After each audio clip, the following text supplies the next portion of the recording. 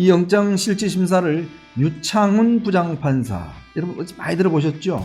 이 사람이 이제 이번에 심리를 하게 되는데요.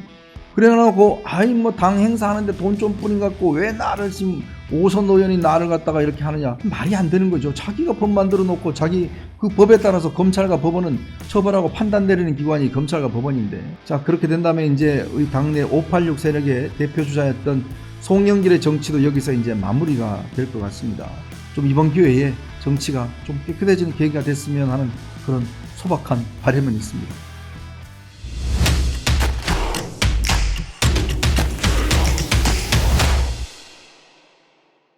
네, 이번에는 송영길 전 대표 이야기를 좀 해볼까 합니다. 송영길 전 대표가 오는 18일 오전 10시에 서울중앙지법에서 구속 전 피의자 실질심사, 영장심사를 받게 되어 있습니다. 이 영장실질심사를 유창훈 부장판사, 여러분 많이 들어보셨죠? 이 사람이 이제 이번에 심리를 하게 되는데요. 유창훈 부장판사는 바로 이재명 대표의 영장을 기각했던 그 판사죠. 꽤 아마 이름이 알려져 있습니다.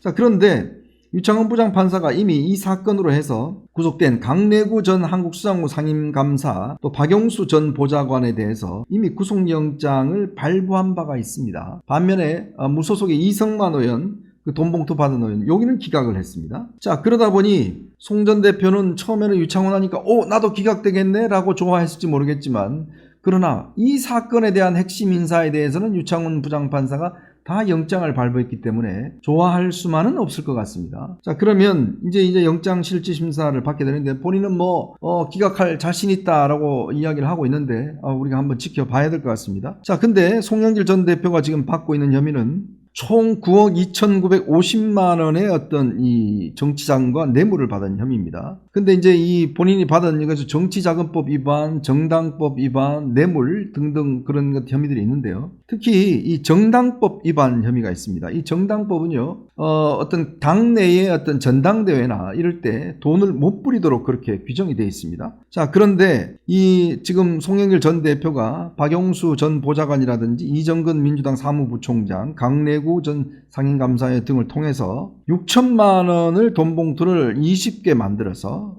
윤관석 의원 등에게 뿌린 혐의, 바로 이게 지금 혐의를 받고 있죠.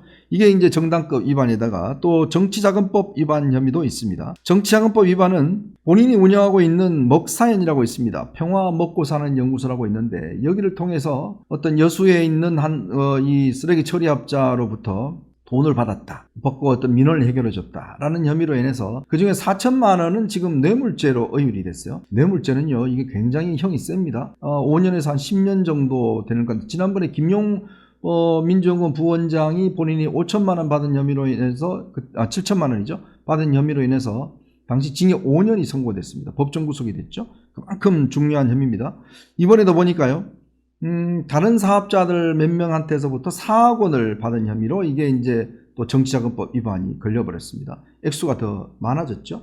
자, 그러다 보니 이제 구속 피하기가 굉장히 어려운 구조가 되어 있습니다. 왜냐? 이미 본인과 관련된 당선을 위해서 했던 지금 강내구, 그 다음에 박용수 보좌관들은 다 구속됐기 때문에, 그러면 그것의 실질적인 혜택을 누린, 본인을 위해서 했던 그 당사자가 구속이 안 된다 그러면 이분들 입장에서는 엄청 억울하겠죠. 왜냐?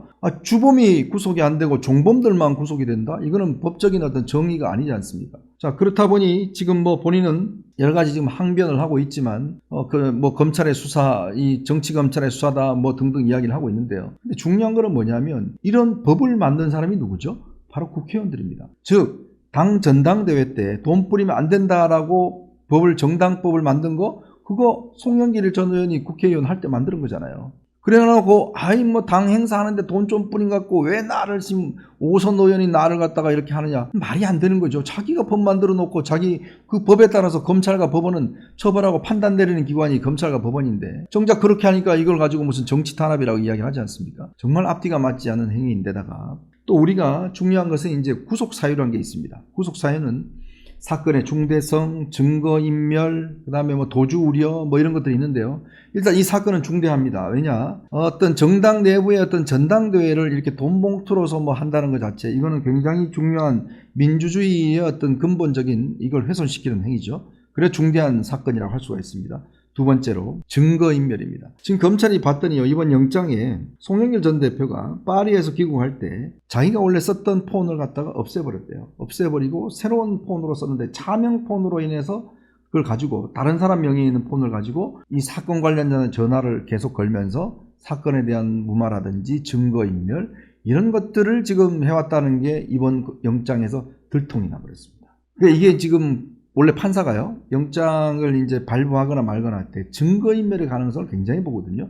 증거가 수집돼 있으면 다 수집돼 있으면 하는데, 지금은 송영길 전 대표가 이렇게 본인의 증거인멸을 위해서 여러 가지 어떤 활동을 했던 기록과 함께 또 하나는 본인이 지금 신당 창당을 하려고 하지 않습니까? 근데 그 신당 창당이 뭐냐면 이런 범죄 혐의로부터 자기를 보호하기 위한 지금 당을 만들겠다. 이런 지금 구상을 하고 있으니 이거는 또 제가 볼 때는 아마 판사 입장에서 보면 이거는 만약에 풀어줄 경우에 40 총선에 참여하게 될 경우에 사건 자체가 굉장히 왜곡될 수 있다. 이런 판단도 내릴 수가 있는 거거든요. 그렇기 때문에 저는 영장 발부 가능성이 거의 한 80% 90% 되지 않겠나 싶습니다. 자, 그렇게 된다면 이제 우리 당내 586 세력의 대표 주자였던 송영길의 정치도 여기서 이제 마무리가 될 것 같습니다. 물론 일단 본인이 기각된다 그러면 또 한번 부활의 어떤 계기가 마련되겠죠.